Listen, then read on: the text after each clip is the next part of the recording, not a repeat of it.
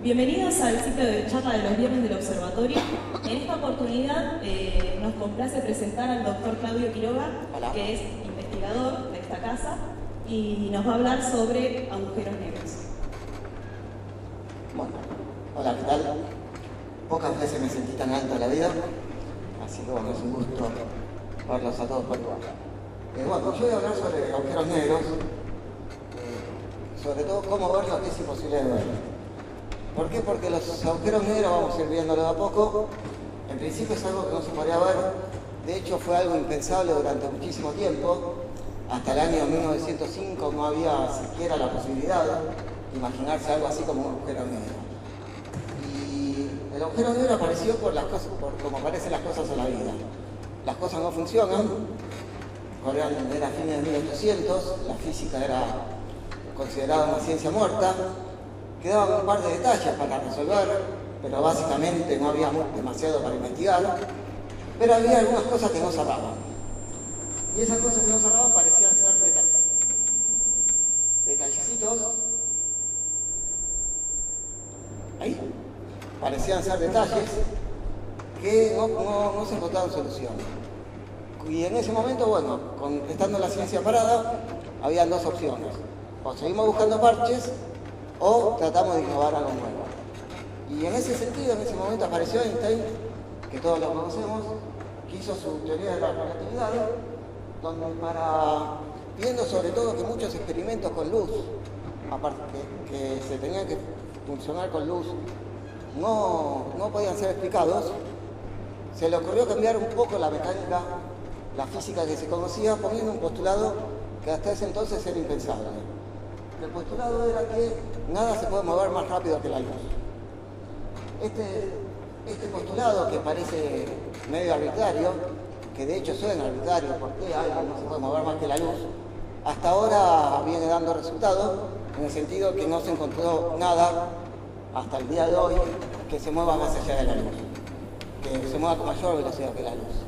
Y que haya un límite en la velocidad que algo puede tener, nos cambia un poco las cosas. El espacio y el tiempo dejan de ser absolutos. Yo tengo acá una mesa que debe medir unos 40 centímetros y en lo que se llama la física clásica, esté parado donde esté, me mueva a la velocidad que me mueva, si yo mido esta mesa va a medir 40 centímetros. Ahora, si yo considero que la velocidad de la luz es máxima, eso implica que si enciendo una lamparita acá, el láser, este láser se está moviendo a 300.000 kilómetros por segundo. Si yo voy caminando y suelto el láser va a caer moviéndose paralelo a mí. Con lo que uno esperaría que la velocidad de la luz, si yo voy en movimiento, sería mi velocidad más la velocidad de la luz. Pero no. La velocidad de la luz, la mida estando yo en movimiento o la mida alguien que está en reposo, va a valer siempre lo mismo. 300.000 kilómetros por segundo. Y eso va a hacer que esta mesa, que para mí que estoy quieto, que mide 40 centímetros, calculo yo, en un sistema que se mueve a alta velocidad, cuando hablamos de alta velocidad, nos referimos a velocidades cercanas a la de la luz, nos va a parecer que mide menos. Y el tiempo, que para mí, que uno siempre lo consideró como algo inmutable, algo que todos tenemos que tener de la misma forma, puede cambiar la forma, que es arbitrario la forma de medirlo, pero que en esencia transcurre igual. Bueno, en distintos sistemas el tiempo también cambia. Si yo me muevo a velocidades muy grandes, el tiempo se me dilata, se me hace más lento. Cosas que escapan al sentido común. Y además, en la teoría de la relatividad, lo que provocaba era que la gravedad, grandes cantidades de gravedades, deforman el espacio. Como si hubiera una sábana y uno pusiera una extendida y uno en la sábana pusiera una pelota.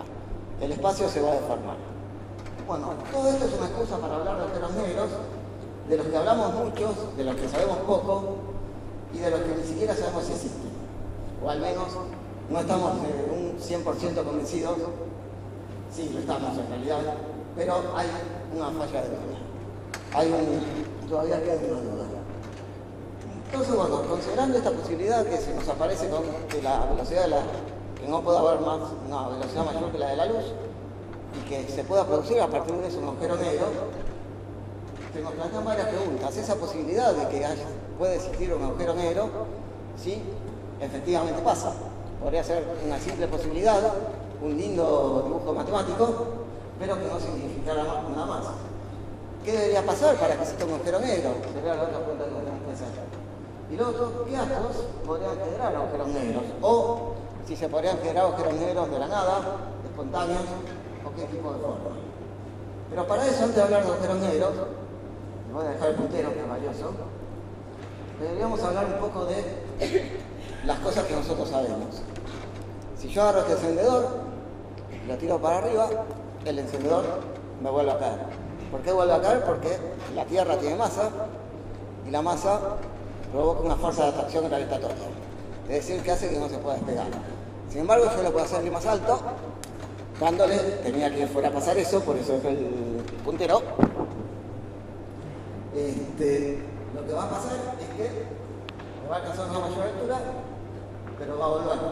Cuanto mayor velocidad le dé, más alto voy a llegar. La pregunta es, ¿habrá alguna velocidad que le pueda dar de forma tal que se escape de la Tierra? Y bueno, los hechos nos demuestran que sí. En este momento hay cualquier cantidad de satélites artificiales girando alrededor de la Tierra, que son los satélites de comunicaciones. Escuchamos hablar muchas veces de chatarra espacial. Y tenemos naves espaciales que han visitado los planetas.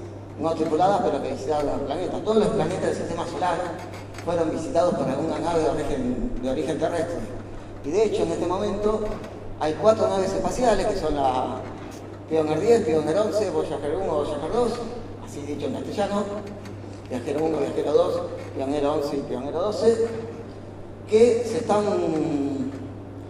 están en las fronteras de los que algunos llaman el sistema solar.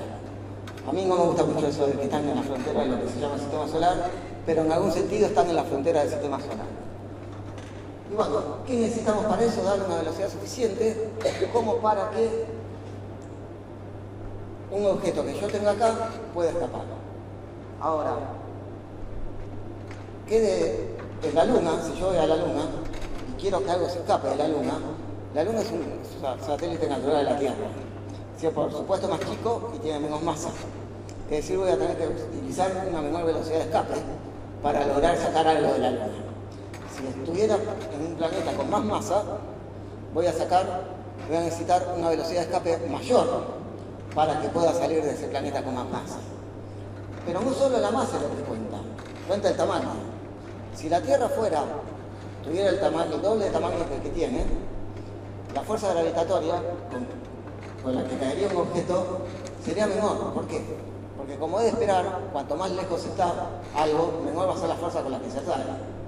Pero si la Tierra tuviera la mitad de tamaño, me va a costar más sacarla, porque tengo toda la masa concentrada en un solo lugar que está muy cerca de donde está concentrada toda esa masa. Entonces, para encontrar un agujero negro, lo que deberíamos conseguir es un lugar donde hubiera mucha masa, en un espacio pequeño, de forma tal que necesite una velocidad de escape mayor que la velocidad de la luz. Eso sería un agujero negro. Un agujero negro sería un objeto de que la velocidad de escape, para salir de ese objeto, tenga que ser mayor que la velocidad de la luz. Cosa que no puede haber. En una estrella común, en un planeta común, los rayos se escapan y van hacia el universo. Si la masa es mayor, los rayos se curvan, pero no son atrapados.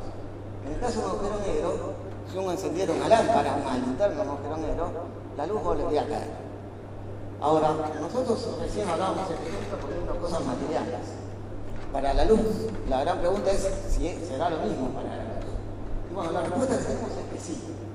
Y fue una de las primeras pruebas de que Einstein al menos tan equivocado no estaba, en el sentido que hay veces que uno podría ver objetos que están tapados por el sol. Por ejemplo, acá tenemos un observador que está apuntando hacia el sol, así que no debería poder ver esa estrella. ¿Por qué? Porque tiene el sol adelante. Sin embargo, el rayo de luz de la estrella que se dirige hacia el sol, al pasar por el sol se desvía. Y lo que nos parece es que la estrella en realidad está cargada. ¿Sí?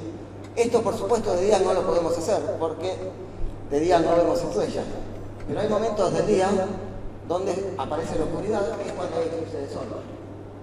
Y así tenemos ahí una estrella que para la Tierra está tapada por el sol, no la podríamos llegar a ver, y y que cuando se produce un eclipse, uno efectivamente la ve. Y lo que está ocurriendo en realidad es lo que dijimos recién. El rayo de luz de la estrella se desvía como consecuencia de la gravedad del Sol y hace que lo podamos ver. Esta es una prueba experimental que se hizo y efectivamente cuando hay eclipse de Sol una de las cosas que se miden es eso. Uno conoce dónde están las estrellas, así que puede medir la gravedad del Sol y ver cuál es el poder gravitatorio del Sol en el sentido de cuánto le puede cambiar la trayectoria del rayo de luz de una estrella. Y bueno, si vamos a buscar agujeros negros, entonces tenemos que la velocidad de la luz es la máxima y que es afectada por la gravedad. Lo que nos quedaría buscar ahora es qué cuerpos cumplen esta condición de tener tanta masa, tanta gravedad como para que la luz no pueda escapar. Y bueno, la primera respuesta la buscamos mirando al cielo. Y cuando uno mira al cielo, lo primero que ve son las estrellas. Así que lo que vamos a buscar primero es si las estrellas podrían convertirse en agujeros negros o si no, o alguna forma de encontrarlo. Y para eso, bueno, la teoría en realidad se anticipó a los hechos y predijo que a partir de algunas estrellas formaban agujeros negros.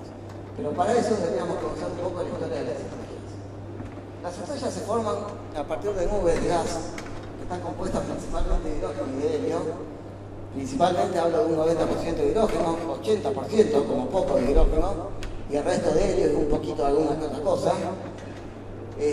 A partir de esa nube de gas, por supuesto, se mueve y si miramos, hay condensaciones como esta de acá, donde hay mayor cantidad de gas acumulado que, por ejemplo, en esta zona de acá. Entonces, si acá tenemos mayor cantidad de gas acumulado, ahí tenemos más materia, tenemos más masa. Entonces es esperable que la materia que está rodeando a ese grumo, a partir del cual se va a formar una estrella, caiga en ese grumo. A medida que cae en ese grumo, lo que va a pasar es que va a aumentar la temperatura. ¿Por qué va a aumentar la temperatura? Por el mismo motivo que si llenamos esta sala. Si llenamos este salón con mucha más gente de la que hay acá, la temperatura va a aumentar. El efecto de ir viajando a la hora pico. Tomar un colectivo a la hora pico. Uno suele sentir calor. Ahora, aumenta la temperatura, pero le pusimos más masa, es decir, que tiene más gravedad, con lo que podemos tomar material que está más lejano del que tomamos. Con lo que nos aumenta más la temperatura y nos aumenta más la cantidad de materia que tiene y nos aumenta más la gravedad. Con lo que podemos tomar más material que está más lejos de donde estamos. Así me la podría pasar horas hablando, diciendo que tengo más gravedad, aumento más la temperatura, tomo más materia, aumenta la gravedad, aumenta la temperatura, tomo más materia. Bueno, este proceso se repite por un periodo relativamente corto, astronómicamente hablando, puede tardar hasta 1 millón de años, en el mejor de los casos, como muy lejos astronómicamente hablando, muy poco, hasta que la temperatura aumenta tanto que en el interior, en el núcleo de ese grumo, que ya va a ser una esfera, se empiezan a producir reacciones nucleares. Que eso se produce cuando la temperatura alcanza unos 10 millones de grados. Las reacciones nucleares lo que hacen es convertir 4 átomos de hidrógeno en un átomo de helio. El problema es que esto, si uno junta 4 átomos de hidrógeno en un átomo de helio, si bien parecieran ser lo mismo, que la suma de los 4 átomos de hidrógeno da lo mismo, los 4 átomos de hidrógeno pesan un poquito más que un átomo de helio. Y ese poquito más que pesan se libera en forma de energía. Y así es como brilla nuestro Sol. Y una prueba de que tan errados no estamos son que las estrellas jóvenes, que son las de acá, están rodeadas por pequeñas nubosidades. Estas estrellas, con el tiempo, todo el gas que las rodea va a caer dentro de ellas. Y van a estar brillando como brilla nuestro Sol, porque transforman 4 átomos de hidrógeno en un átomo de helio. Y así van a vivir muchísimo tiempo. Nuestro Sol, por ejemplo, vive 9.000 millones, desde que se formó hasta que se le acabe, hasta que termine, va a vivir 9.000 millones de años. ¿Por qué va a vivir 9.000 millones de años? Porque si se formó de una nube de gas que estaba compuesta principalmente de hidrógeno y de helio, tiene muchísimo combustible en hidrógeno. Pero el hidrógeno se va a acabar porque el hidrógeno se está transformando en helio. De tanto transformar hidrógeno en helio, llegado un momento, se le va a acabar el hidrógeno. Y nos va a quedar una estrella compuesta en su núcleo en mayor parte por helio. Y ahí vamos a tener un problema. Uno muchas veces uno se imagina el Sol y sabe que el Sol tiene un tamaño. Ese tamaño está compensado por dos fuerzas. Una, la que hace que si suelto puntero se caiga, que es la fuerza de gravedad. El Sol es una bola de gas y como tal tiene fuerza de gravedad que va a tender que el material caiga sobre sí mismo. ¿Qué impide que el material caiga sobre sí mismo? La presión que hacen las reacciones nucleares. La presión que hacen las reacciones nucleares producen que el Sol tenga un tamaño fijo. Como este ciclo de convertir 4 átomos de hidrógeno en helio dura muchísimo tiempo y es estable, el Sol tiene siempre el mismo tamaño y por eso nunca lo vemos más grande o más chico. En realidad sí, a veces lo vemos más grande al atardecer o al amanecer, pero por efectos ópticos que tienen que ver con nuestra atmósfera, no con efectos reales de que el Sol sea grande o sea chica. Entonces, cuando se acaba el hidrógeno, el núcleo del Sol lo que le va a pasar es que al no tener algo más reacciones nucleares, se va a achicar. Cuando se achica va a pasar que estamos poniendo la misma cantidad de materia en un lugar más chico, con lo que va a aumentar la temperatura. Se empieza a achicar y se achica tanto que la temperatura aumenta ya no 10 millones de grados, sino que aumenta 100 millones de grados. Y cuando llegamos a esa temperatura, nos produce una nueva reacción nuclear. Esta vez, el helio, que se formó del hidrógeno, se va a transformar en carbono, que, como es una reacción que necesita mucha más temperatura, va a liberar muchísima más energía. Es decir, vamos a tener una estrella mucho más brillante de la que era el Sol, y no solo va a liberar muchísima energía, sino que va a cambiar muchísimo de tamaño. De nuestro Sol original, que era esa bola amarilla, se va a transformar en lo que se conoce como una gigante roja. Una gigante roja es tan grande que el Sol, dentro de 4.500 millones de años, cuando se convierta en una gigante roja, se va a tragar a Mercurio, se va a tragar a Venus, se va a tragar a la Tierra y probablemente se trague también a Marte. En realidad no se nos va a llegar a tragar porque a medida que las gigantes se vayan agrandando, tanto los planetas se van a evaporar, lo que tampoco es consuelo, la Tierra va a desaparecer de todas formas.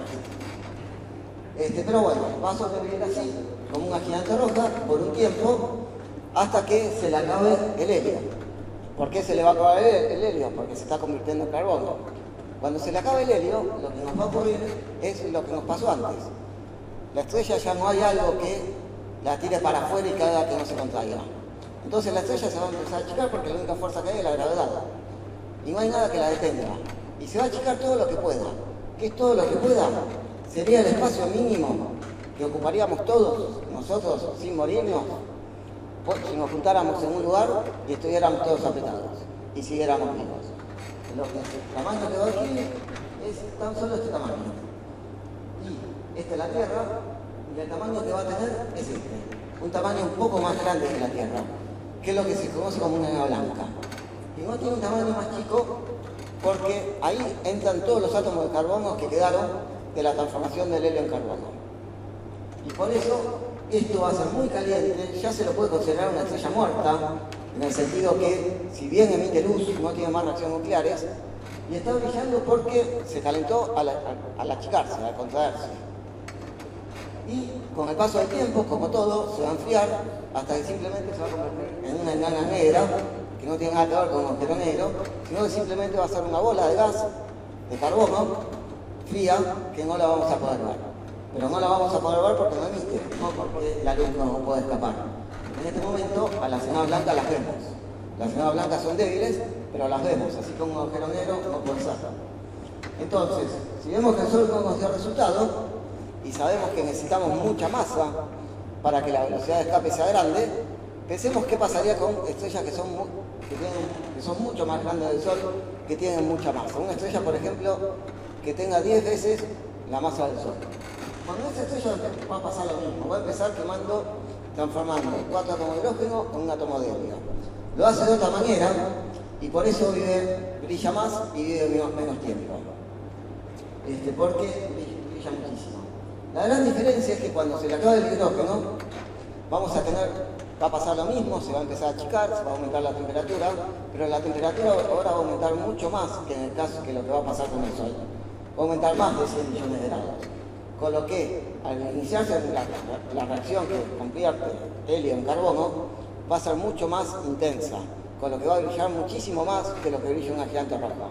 Y va a crecer de tamaño también muchísimo más que una gigante roja. Se va a transformar en lo que se llama una supergigante roja. Si miramos Esta es la órbita de Saturno, ahí adentro estaría el Sol. Miremos esta supergigante roja, que es prácticamente más grande que la órbita de Saturno. Hay algunas supergigantes rojas que son tan grandes como todo el sistema solar. El Sol tiene poca masa y por suerte nunca se va a convertir en una gigante roja, en una supergigante roja. ¿Qué va a pasarle a esta supergigante roja cuando se le acabe el helio? Cuando se va a iniciar una serie de cadenas como antes, en la que la estrella se achica, aumenta su temperatura, se produce una nueva reacción, se hace un poco más grande, cuando se acaba esa nueva reacción se vuelve a achicar, aumenta la temperatura más, se inicia una nueva reacción que se hace un poco más grande y así sucesivamente. Se van creando todos los elementos de la tabla periódica, hasta el silicio, que se empieza a transformar en hierro. Cuando el silicio se transforma en hierro,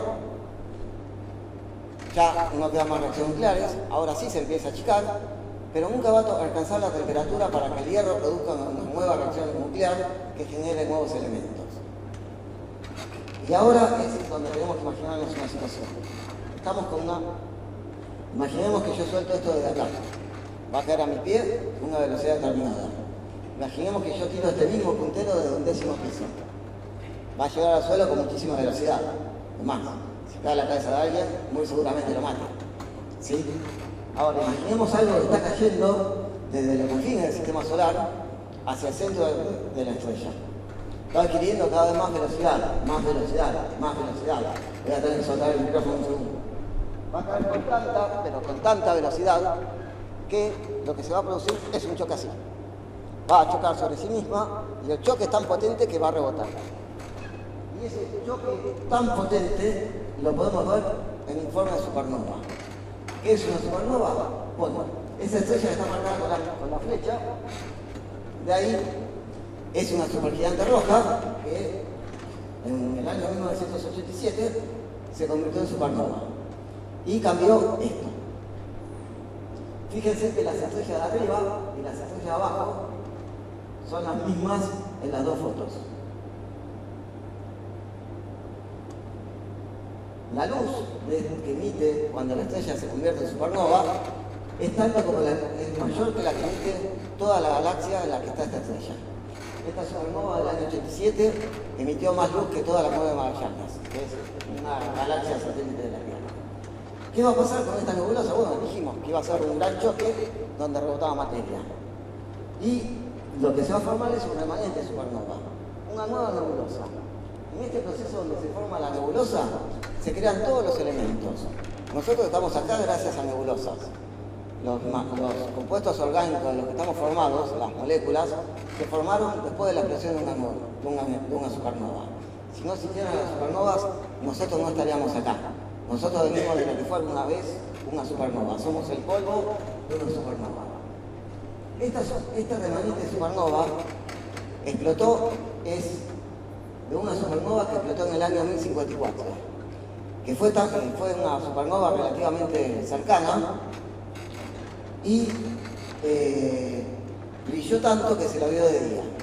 Se la vio de día en China, se la vio de día en la India, se la vio de día en algunos países del este europeo, en Rusia, en algunos lugares de Rusia, se la vio de día en algunas culturas americanas, pero no se la vio de día en Europa. Y eso es un misterio, porque no se vio una estrella de día, que no es algo llamativo, porque no hay registros en Europa de esta estrella que se vio de día. Algunas explicaciones hablan de que probablemente una supernova brilla por un periodo de corto tiempo, brilla por un mes. Algunos dicen de que probablemente todo ese mes estuvo nublado.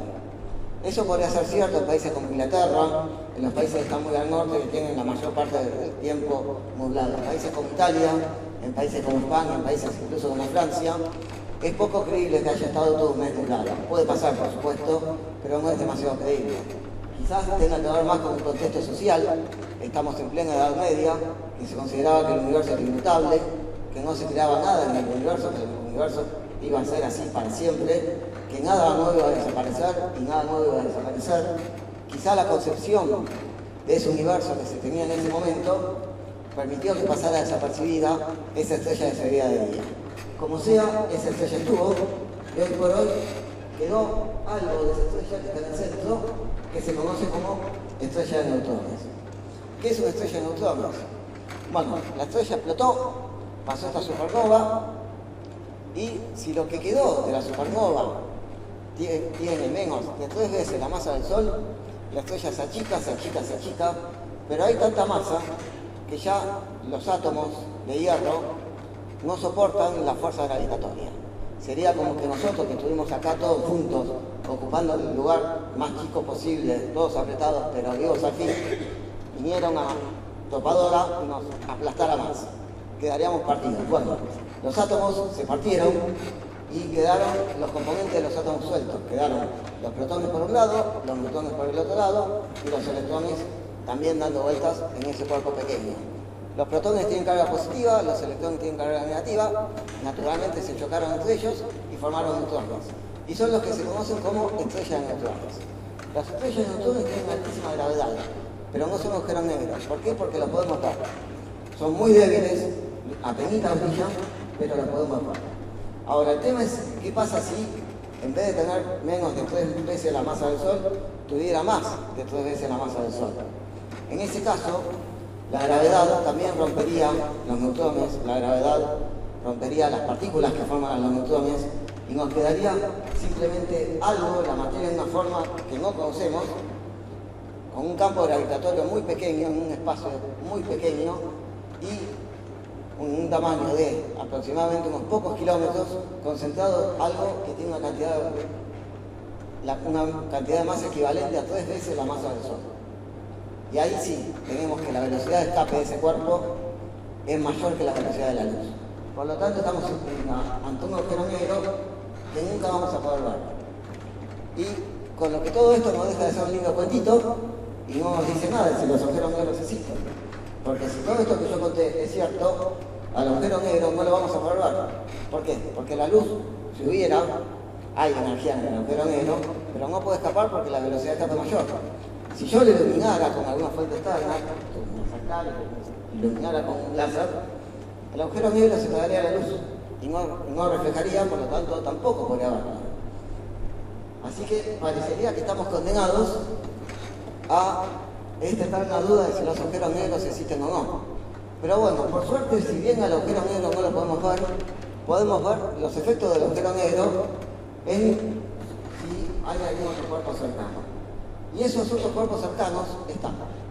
Uno cuando mira el cielo ve un montón de estrellas.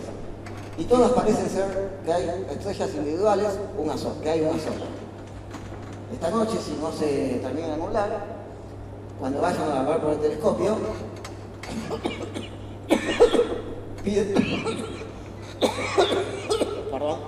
pidan ver la estrella Alfa Centauro, que es uno de los punteros de la Cruz del Sur, y ahí van a ver que una estrella que parece una sola, en realidad la van a ver como esta. Como que son 2 estrellas que están una muy cerquita de la otra. Ahora, estas 2 estrellas que vamos a ver por el telescopio podrían en realidad parecer que están cerquita por un efecto de perspectiva y en realidad una estar mucho más lejos de la otra, o realmente estar juntas. Si realmente están juntas, se deberían comportar como los planetas alrededor del Sol, deberían girar. Bueno, la mitad de las estrellas que vemos en el cielo son así. En la mitad de las estrellas que vemos en el cielo tenemos acá una foto tomada el 2 de mayo, el 3 de mayo, 4, 29, 1 de junio, 4 de junio. Fíjense que la estrella débil, de estar acá, pasó a estar así. Y viendo la posición de la estrella, lo que podemos determinar es la órbita de la estrella. Sabiendo la órbita de la estrella, el tiempo que tarda en recorrerla, y haciendo un montón de física, uno puede calcular la masa de esta estrella y uno puede calcular la masa de esta estrella. Entonces, cuando vemos que una estrella gira alrededor de algo, podemos pensar que puede ser la oportunidad de ver un agujero negro. Pero tan solo eso, puede ser la oportunidad de ver un agujero negro. Hemos visto muchísimas estrellas que giran alrededor de algo.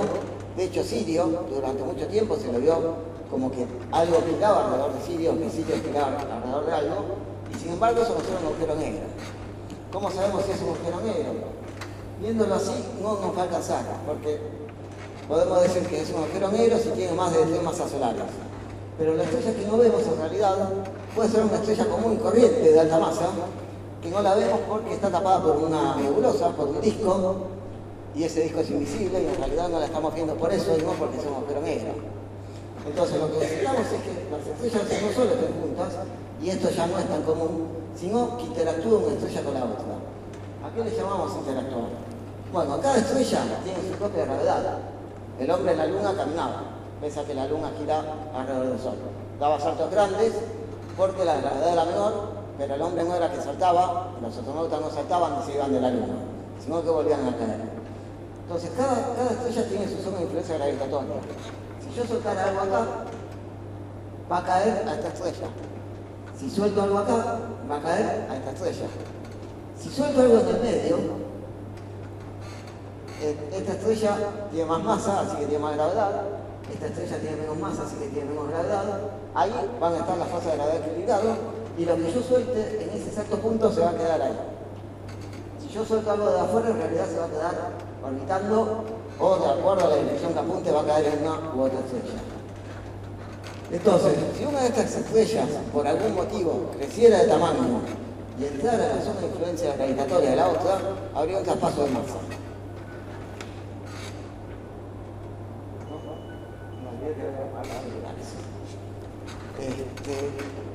Y esto, ahora, ¿cómo una estrella va a crecer? Sí, las estrellas crecen, lo acabamos de decir, el Sol se va a transformar en una gigante roja. Las estrellas de alta masa se transforman en supergigantes rojas. Cuando eso pase, va a pasar que la materia que cayó en la zona de influencia de esta estrella cae sobre la otra. No cae en línea recta, porque las estrellas se están moviendo, girando una alrededor de la otra. Entonces caen formando una espiral, y esta espiral lo que forma es un disco de acreción. Y acá podemos detectar, empiezan a haber posibilidad de detectar que haya un agujero negro. Conocemos la masa de esta estrella, conocemos la masa de esta estrella. En este caso particular se trata de una enana blanca, tiene menos de 3 masas solares, así que la descartamos. Pero sí, la estrella, además de formar un disco de acreción, emite rayos X. Los rayos X son una parte de la radiación electromagnética de la que el visible forma parte. Son los mismos rayos que nos sacamos las placas, las placas de radiografía cuando tenemos un hueso roto o algo por el estilo. Y esa emisión de rayos X se forma cuando uno acelera una partícula. Las estrellas están compuestas por átomos de hidrógeno. El hidrógeno está compuesto por un protón y un electrón. En general, está tan caliente que el electrón se pierde, nos queda una partícula cargada, simplemente un protón. Si el protón uno lo acelera, el protón emite. Si uno lo acelera a velocidades muy altas, el protón emite al principio en el infrarrojo, después se emite en el visible, después se emiten los rayos ultravioletas, que son energéticos, finalmente emiten los rayos X. Si emiten los rayos X, si encontramos algo que emite rayos X, quiere decir que estamos ante la presencia de un cuerpo muy pequeño con mucha masa. ¿Por qué? Porque está cayendo a altísima velocidad, a una velocidad que solo puede caer ante un objeto que tiene una enorme gravedad. Esa enorme gravedad puede darse únicamente o a un agujero negro o a una estrella de neutrones. Así que necesitamos, para saber que es un agujero negro, que emita rayos X y que tenga una masa mayor de 3 masas solares. Si hacemos los cálculos, y esta es una representación de la estrella Cygnus X1, X porque emite rayos X, ese puntito negro ahí, que es una representación, es el candidato más posible para hacer un agujero negro. Tiene una masa de 25 masas solares. Es decir que en algún momento fue una estrella muy grande que explotó como supernova y que la explosión lo dejó de todas formas bastante grande. Ya no hablamos de 3 masas solares, hablamos de 25. Y a veces contamos con ayuda, sin necesidad de saber si hay rayos X. Hay veces que la materia que va cayendo en el agujero negro, o en la estrella de neutrones, es tanta que tiene que caer toda junta y no puede caer toda junta, entonces se empieza a acumular energía y esa energía se tiene que liberar de alguna forma. No se puede liberar en el sentido del disco. ¿Por qué? Porque el disco la frena. Así que la única forma de liberarse es yendo hacia arriba y hacia abajo y formando lo que se conoce como un jet. Esto es más fácil de descubrir porque los jets no tienen formas de, en general no se ven a simple vista, pero analizándolo con instrumentos uno tiene forma de detectar estos jets. Así que cuando uno detecta estos jets, lo primero que hace es ver si emite rayos X, en general los emiten, y tratar de calcular la masa de las dos componentes. Si la masa tiene más de tres masas solares, seguramente estamos hablando de un agujero negro. El otro gran candidato a ser un agujero negro es una representación, es este, se llama SS443, que se lo empezó a estudiar precisamente porque tenían estos jets. A partir de estos jets se descubrió que, se empezó a investigar si emitía rayos X, se descubrió que sí, emitía rayos X, y se descubrió que el cuerpo que está ahí tiene una masa de más de 5 masas solares. Es decir, que la luz no puede escapar de ese cuerpo. Pero estos no son los únicos agujeros negros que existen. Existen otros agujeros negros. Estos agujeros negros podemos decir que son agujeros negros estelares. ¿Por qué? Porque son el cadáver de una estrella que dejó de brillar y se convirtió en un agujero negro. Esto es una galaxia muy parecida a la nuestra, a nuestra Vía Láctea. Si esto fuera la Vía Láctea, el Sol está más o menos ahí.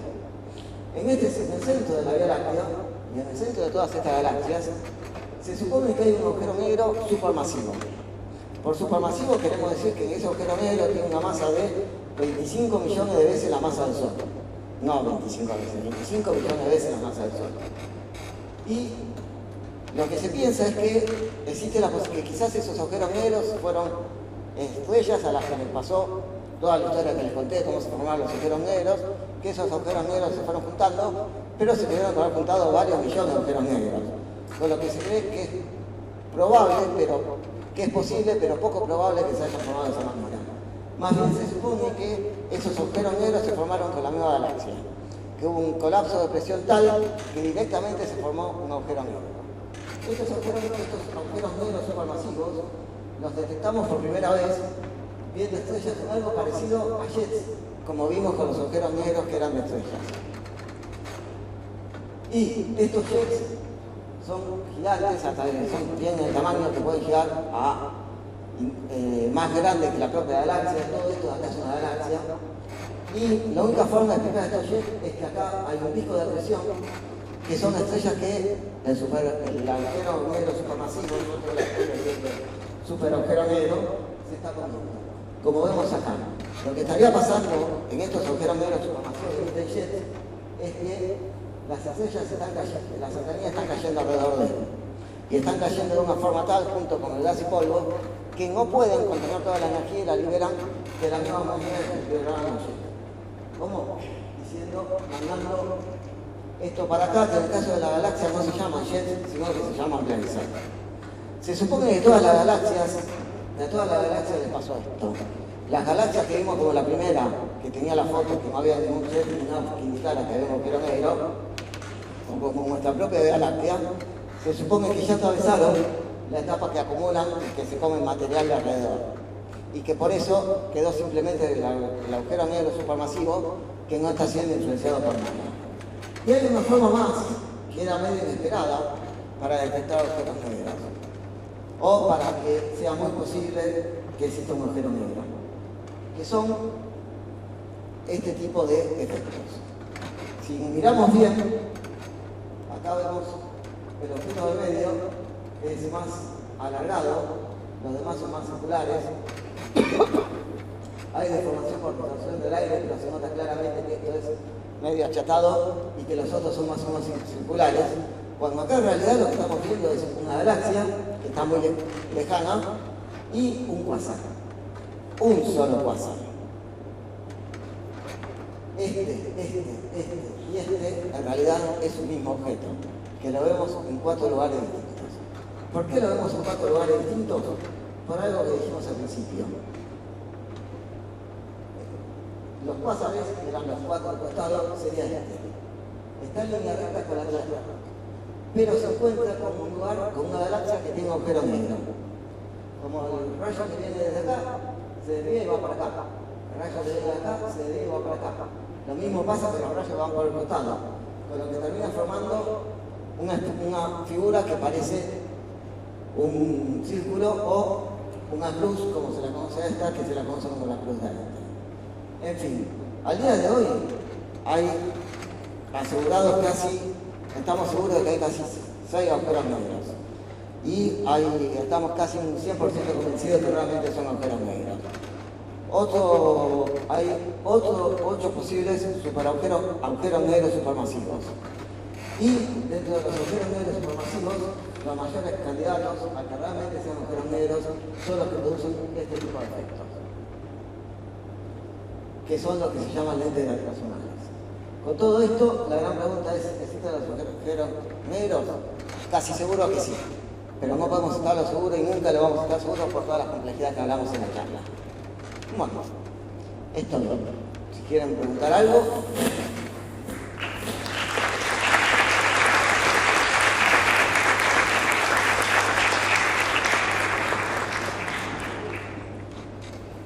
¿Alguna pregunta? Sí.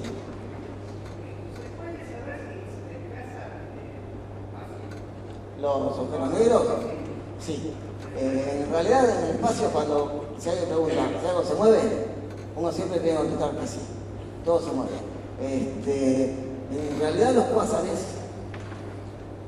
son... Perdón. Yo no hablé de cuásares, pero no dije qué eran.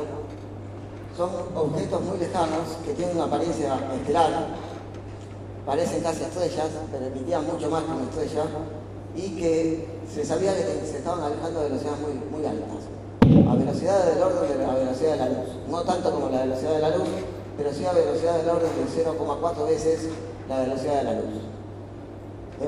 Uno supone que el universo está en expansión, y cuanto más lejos, más rápido se está moviendo. Entonces, estos agujeros negros se mueven. Estos cuásares, en realidad, lo que se descubrió con el tiempo, eran los núcleos de galaxias activas que fueron las primeras galaxias del universo y que se están moviendo, se están alejando de nosotros. Y un agujero negro, de los que hablamos de los estelares, tal como la estrella gira alrededor del agujero negro, el agujero negro en realidad también gira alrededor de la otra estrella. Pero tenemos que pensar como que, en general, en las estrellas no hay un astro predominante como en un sistema planetario que hay un Sol que tiene 1.000.000 de veces más masa que la Tierra, por lo cual todo gira alrededor del Sol. En general, la masa de los cuerpos está más o menos equilibrada, y con lo que produce un efecto parecido al que si yo me agarrara con alguien de la mano así, de mi tamaño, los dos giraríamos y empezáramos a girar, los dos giraríamos dando vueltas alrededor del centro. Ahora, si yo agarrara a alguien que fuera un poco más grande, que no es fácil de encontrar, la mayoría son más grandes que yo, giraríamos en una órbita, el otro describiendo una órbita más chica y yo describiendo una órbita más grande. Si yo hiciera lo mismo con un sumo, los chinos gordos, yo terminaría girando alrededor de él y el sumo prácticamente lo que haría sería esto. Si se mueve.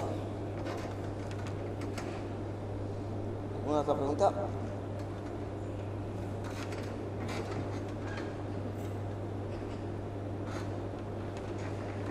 Sí.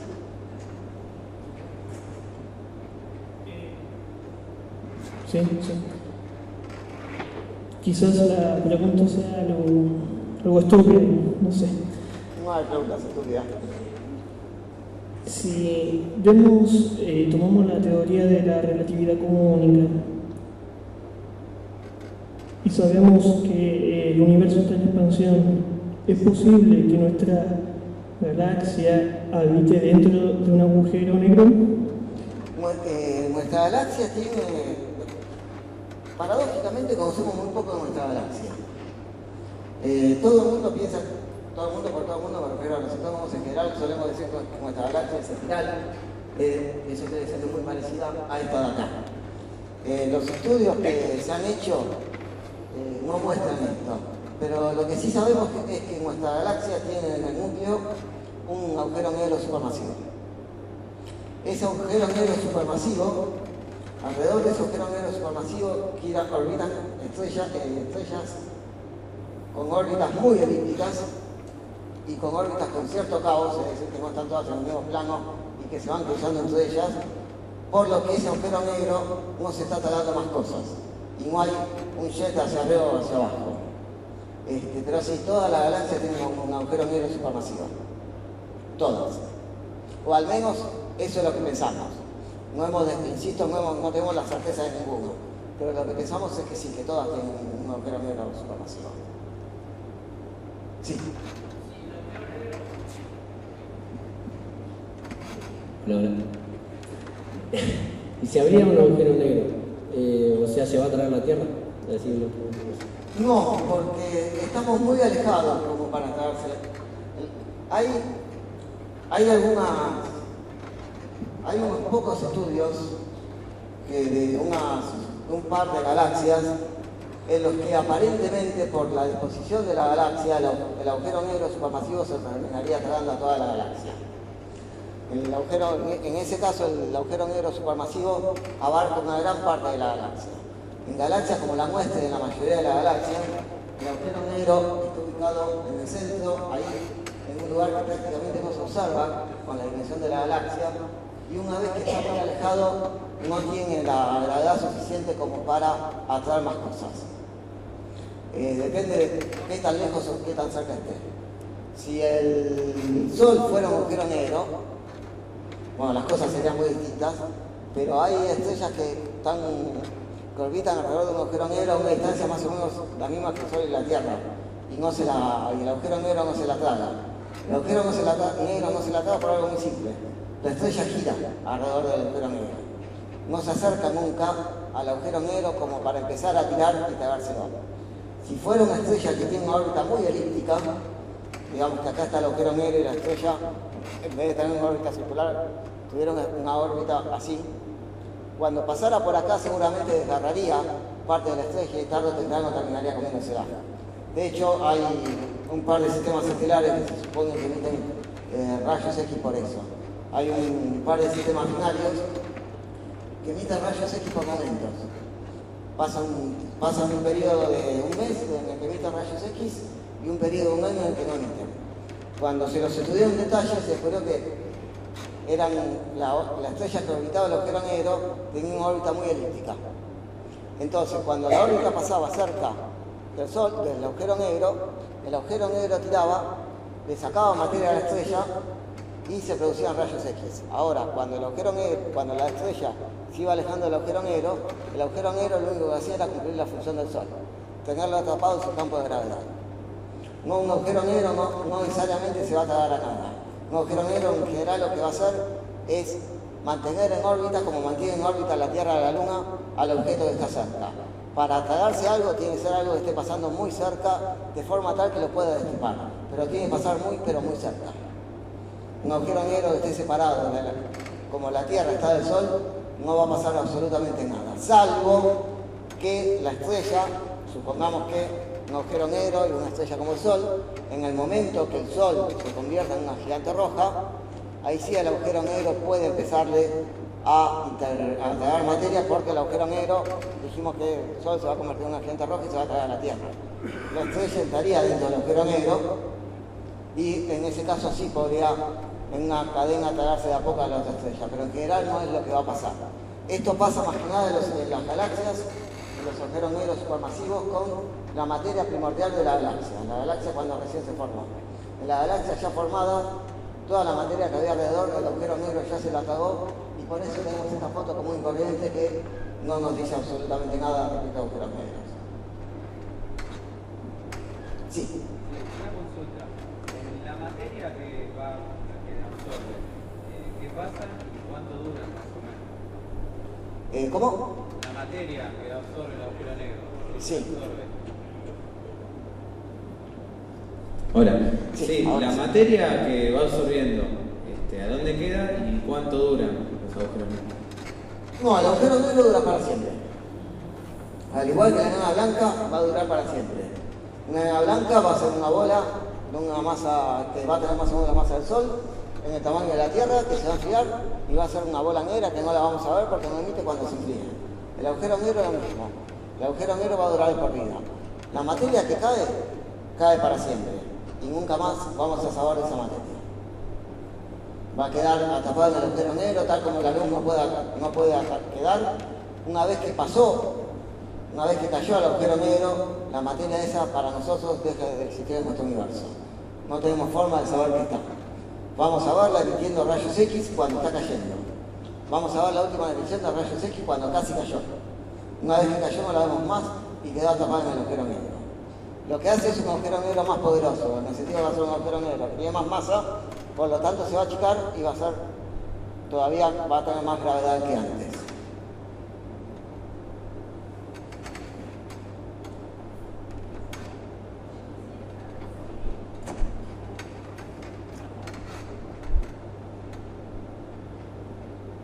Quisiera saber si la chatarra espacial es atraída por los agujeros negros. No, porque no tenemos ningún agujero negro cerca.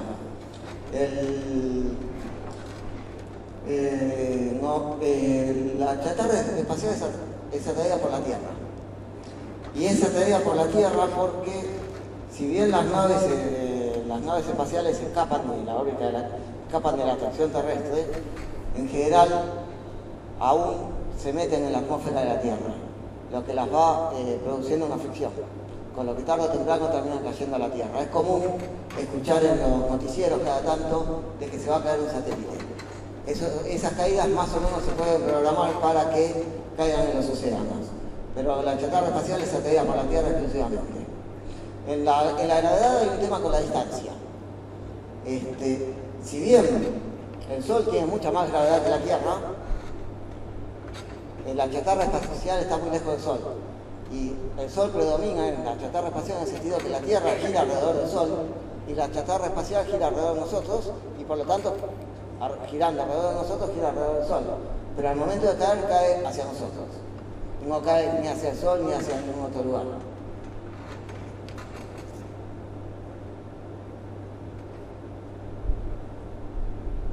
¿Alguna otra pregunta? Bueno, le agradecemos entonces al doctor Quiroga. Gracias.